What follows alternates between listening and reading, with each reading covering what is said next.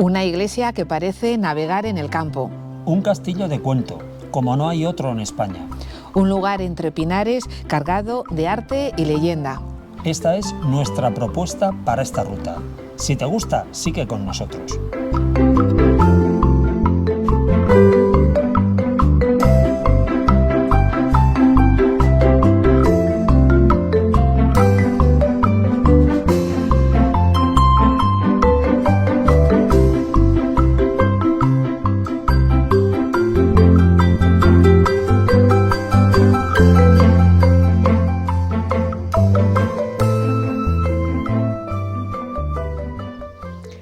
Hoy comenzamos nuestra ruta en Puras, una pequeña población de la provincia de Valladolid que se encuentra lindando con Segovia. Y hemos venido hasta aquí para mostraros esto.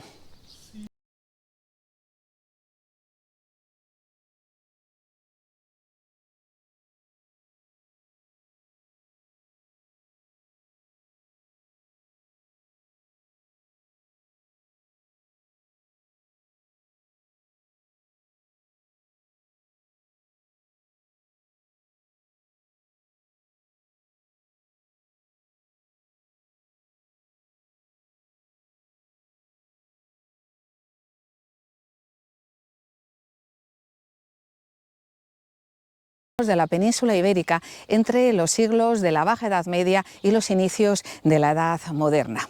Es por tanto un arte genuinamente español y es en definitiva la conjunción de las corrientes artísticas cristianas con el estilo andalusí, que dio como resultado un arte en el que podemos encontrar elementos de unos y otros. Por ejemplo, si nos fijamos en la torre de esta iglesia, vemos que se parece vagamente en la parte superior a la Giralda de Sevilla, aunque esta tiene menos decoración. El término arte mudéjar lo acuñó Amador de los Ríos en 1859 en su discurso de ingreso a la Real Academia de Bellas Artes. Para unos, el arte mudéjar es un epígono del arte andalusí y para otros es simplemente una imitación por parte de los cristianos de este arte andaluz. Realmente, cuando los musulmanes dejaron de ser un peligro para los reinos cristianos, fue cuando estos empezaron a imitar el estilo andalusí. Es un fenómeno que no es tan extraño en la historia, solo tenemos que fijarnos, por ejemplo, en que cuando los romanos empezaron a imitar el arte griego fue precisamente después de haber dominado militarmente a la antigua Grecia.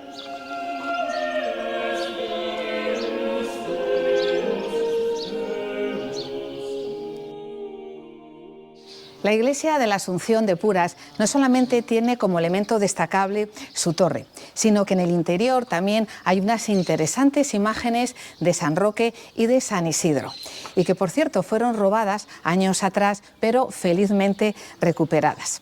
Lamentablemente no podemos enseñaros estas imágenes porque hoy la iglesia, hoy domingo, está cerrada.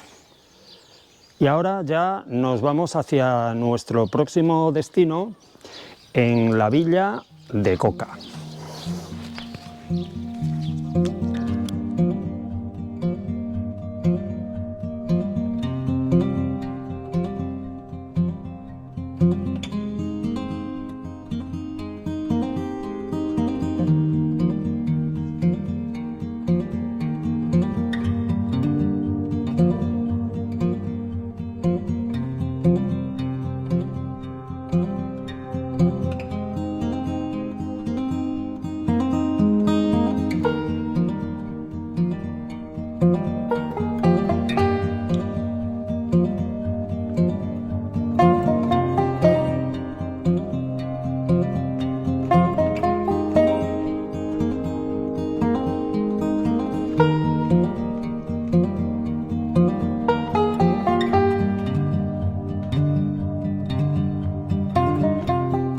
Por donde estoy caminando es una vía verde, aunque no lo parezca. Es una antigua línea de ferrocarril que unía Segovia con Medina del Campo.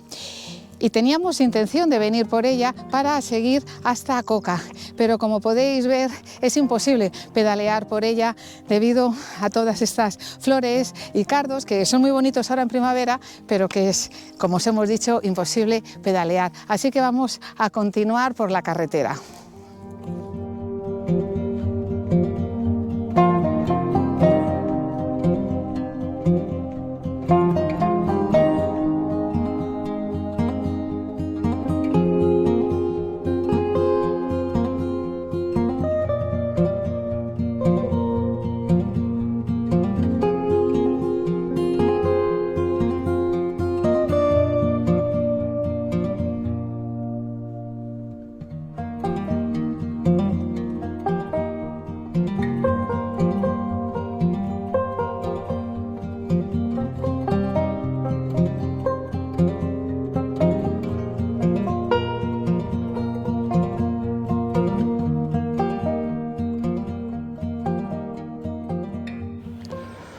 Ya estamos en Coca, edificada entre los ríos Eresma y Voltoya. Su historia se remonta a la Edad de Hierro y en la antigüedad las fuentes clásicas la conocen como Cauca.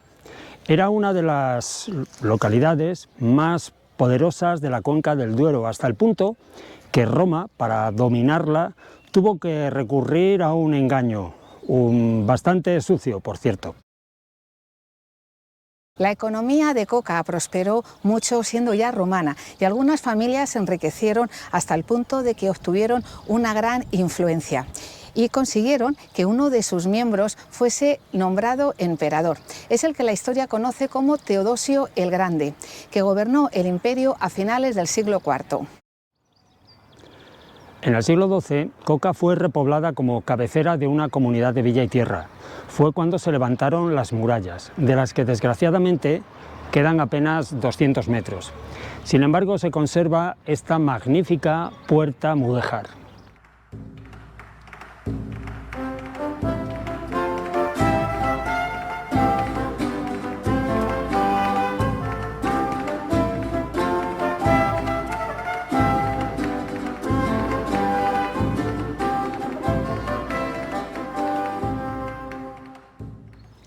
Y ahora nos vamos a acercar a ver la torre de la iglesia de San Nicolás.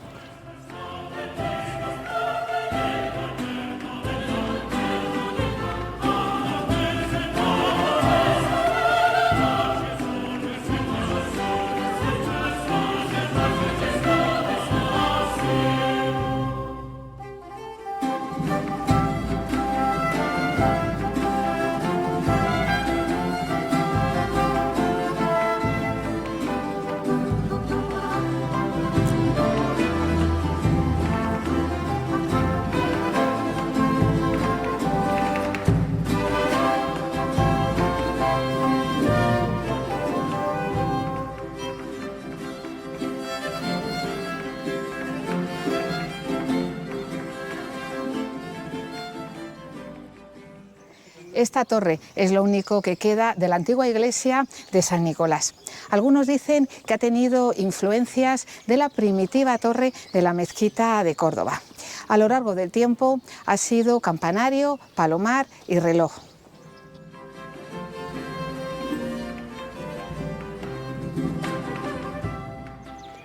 Bueno, y ahora vamos a ver con más detalle el castillo del siglo XV que hemos visto nada más entrar, y que es una de las mejores muestras de arte gótico mudéjar de España.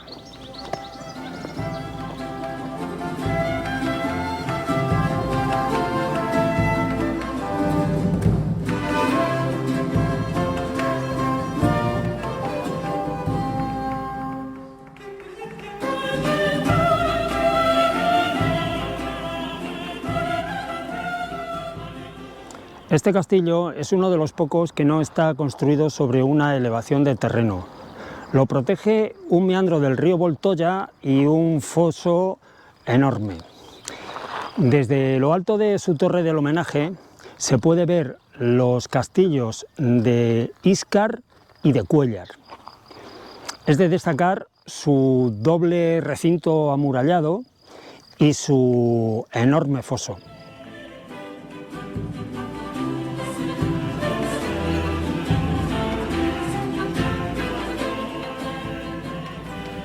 El castillo, a lo largo de su historia, pasó por muchas vicisitudes. Perteneció durante mucho tiempo a la familia Fonseca y después a la Casa de Alba, que lo cedió al Ministerio de Agricultura por un periodo de 100 años menos un día. Como curiosidad, cabe decir que en él estuvo preso el duque de Medina Sidonia en el año 1645 a raíz de su intento de sublevación para proclamarse rey de Andalucía.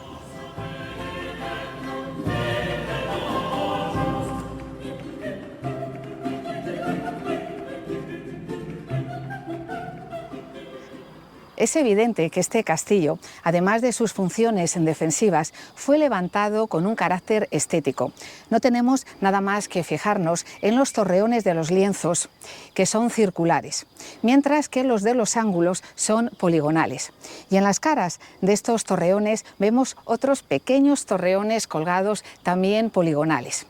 Además, si nos fijamos en la puerta de entrada, vemos un hermoso arco cestoneado y que esta puerta está flanqueada también por otros dos torreones poligonales. Todos estos elementos le confieren al conjunto del castillo una solidez y belleza admirables.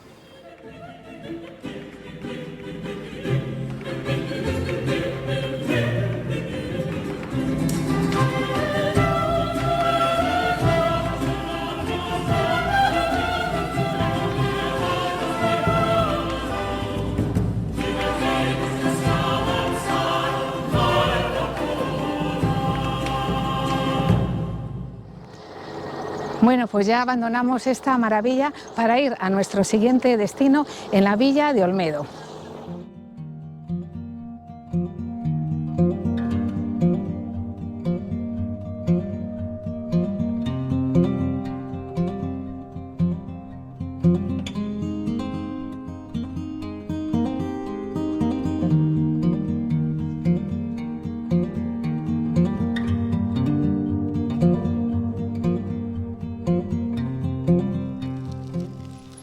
Por cierto, que se nos ha olvidado comentaros que el castillo fue abandonado a partir del año 1735 y quedó pasto de la rapiña. Ya fue en la Guerra de la Independencia cuando quedó totalmente arruinado y a mediados del siglo XX fue restaurado como una escuela de capacitación forestal. Seguimos hacia Olmedo.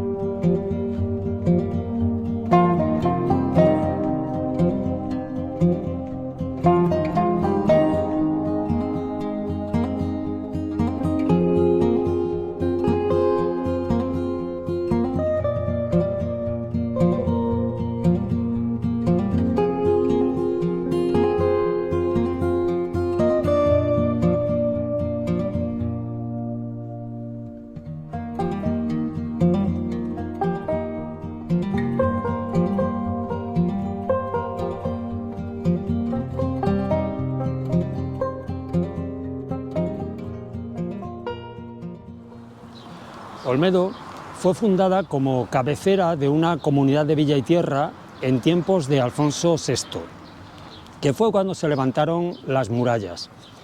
Precisamente al pie de estas murallas, Enrique IV, el hermano de Isabel la Católica, tuvo que librar dos batallas, una contra los infantes de Aragón, a los que venció, y otra contra su hermanastro, que quería usurpar su lugar en la corona de Castilla.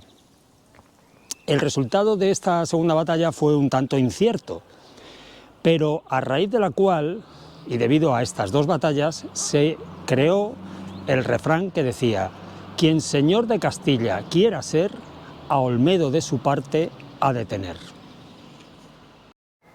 Bueno, y ahora ya vamos a visitar Olmedo. No en vano es la localidad de Tierra de Pinares que presenta una mayor abundancia de arquitectura del llamado estilo mudéjar castellano, ya que el arte mudéjar no es homogéneo. Está el castellano, como os acabamos de decir, que también se le conoce como románico de ladrillo. También hay el arte mudéjar aragonés, que es muy característico, y también existe el estilo mudéjar, el que se encuentra en las comunidades de Valencia, Andalucía e incluso en Canarias, cada uno con sus respectivas características y diferencias. El arte mudéjar se caracteriza por el uso de materiales blandos como el ladrillo, yeso, etc. Esta es una de las dos únicas puertas que quedan de Olmedo, que llegó a tener 7. Es la llamada Puerta de San Miguel o Arco de San Miguel. Como podemos ver, de estilo mudéjar, está hecha de ladrillo con doble arco y una fila de esquinillas que separa la parte inferior de la superior, donde hay 3 hornacinas muy alargadas y muy características. Junto al arco está la iglesia de San Miguel, de ahí el nombre que recibe el arco. La fachada de la iglesia está realizada en cajeado de mampostería y encintado de ladrillo, muy al estilo de la arquitectura que podemos ver en Toledo.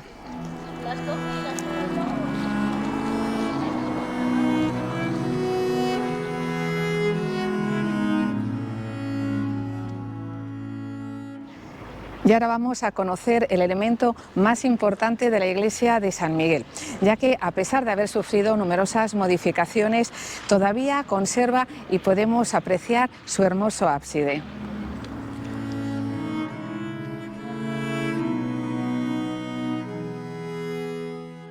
Pues ya estamos junto al ábside de la iglesia de San Miguel. Son muy interesantes las franjas de esquinillas que enmarcan la doble fila de arcos doblados ciegos colocados al tresbolillo. Encima vemos una fila de casetones rehundidos que están terminados también en una franja de esquinillas. Da la impresión de que esta fila de casetones fue realizada años después que la de los arcos, con el objetivo de elevar la cubierta. Bueno, y ahora ya nos vamos a ver la iglesia de San Andrés.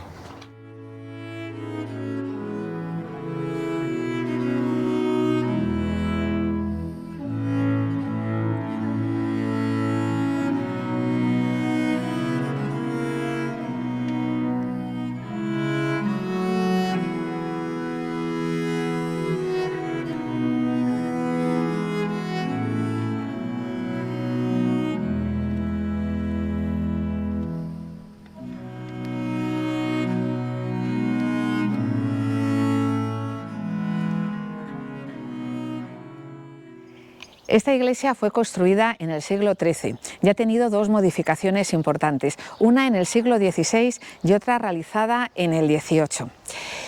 Vemos que tiene una triple fila de arcos ciegos y curiosamente la fila superior es prácticamente el doble de alargada que las 2 inferiores.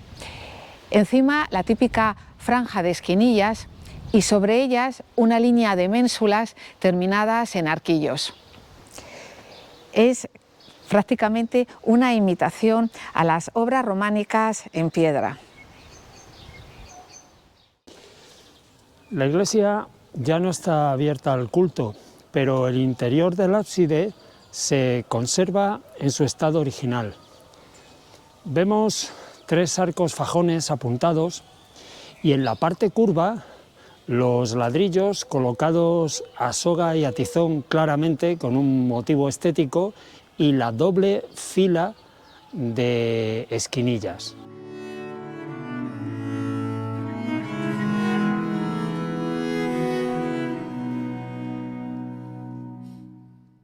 Bueno, y ahora nos vamos a ver Santa María del Castillo.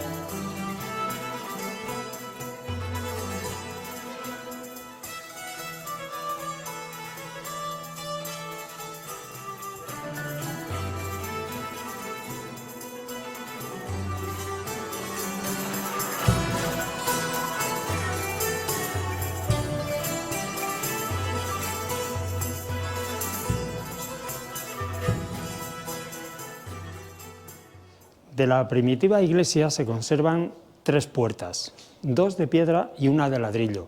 Esta es la más antigua, que está formada por 5 arquivoltas sobre un arco.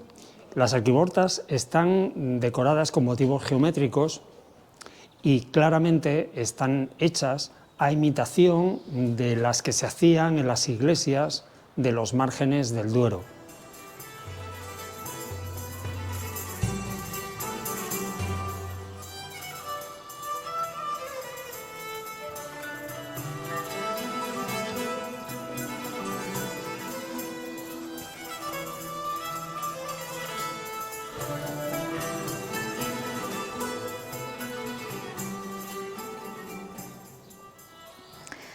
A los pies de la iglesia vemos otra puerta, esta mucho más sencilla que la que acabamos de ver.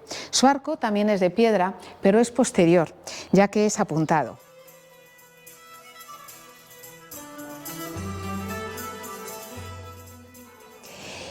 Y junto a ella, otra puerta muy parecida, y ya está realizada en ladrillo.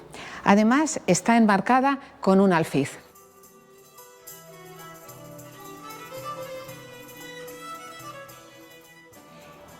Vemos que la solución económica del ladrillo compensaba sobradamente la diferencia de durabilidad con respecto a la piedra. Además, solía revocarse el ladrillo para imitar a la piedra, una solución tremendamente efectiva. Bueno, y ahora ya nos vamos a ver la iglesia de la Trinidad.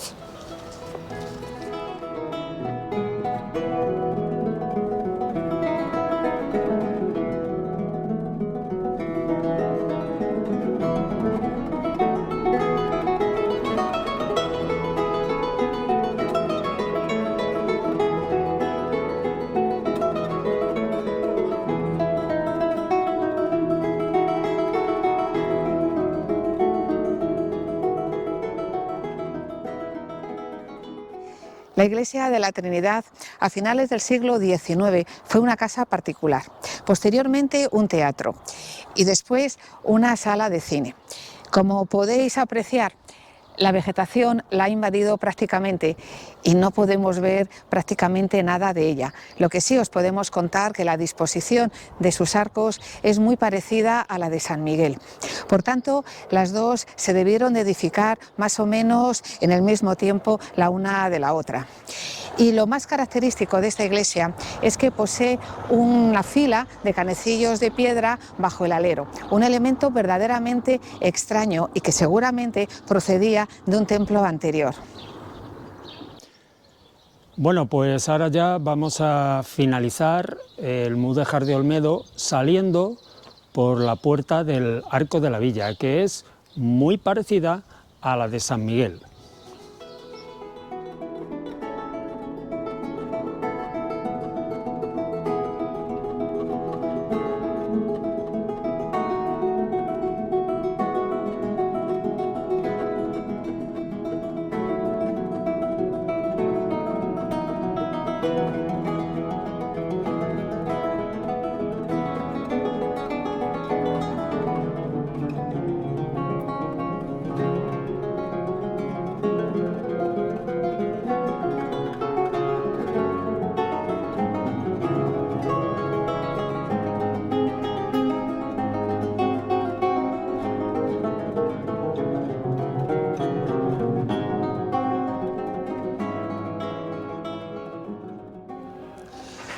Este es el llamado Arco de la Villa.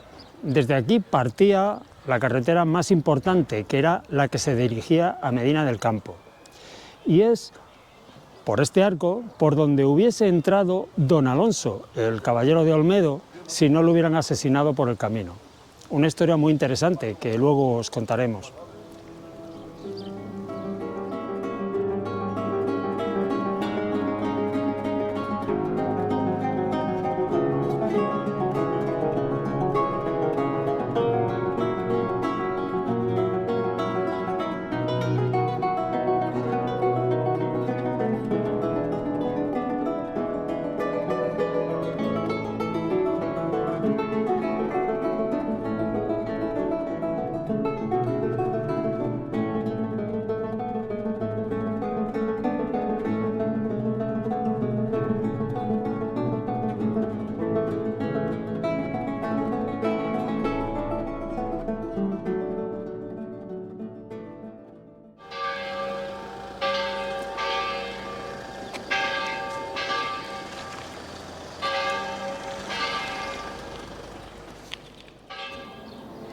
Y no podemos abandonar Olmedo sin hacer antes referencia a don Alonso Manrique, el olmedano más famoso gracias a la obra de teatro de Lope de Vega, El caballero de Olmedo.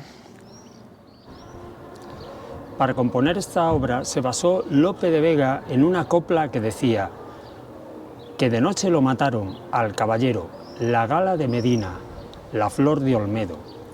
Copla que a su vez está basada en un asesinato real que ocurrió en 1521, en tiempos de Carlos I, o sea, unos 100 años antes.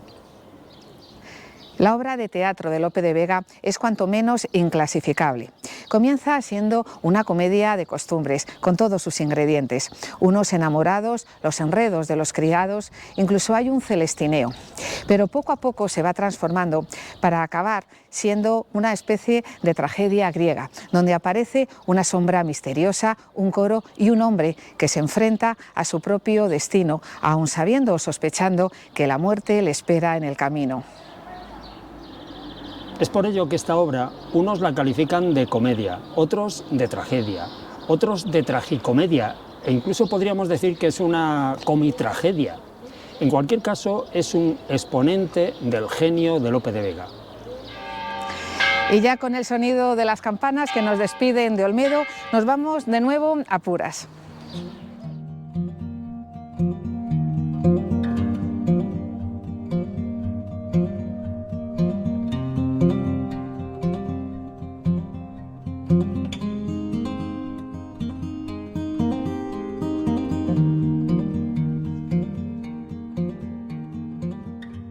Hemos hecho un alto en el camino, bueno, en realidad dos, uno para coger un poco de ropa porque ya empieza a refrescar y el otro para detenernos ante las puertas del Museo de las Villas Romanas que se encuentra entre Puras y Almenara de Adaja.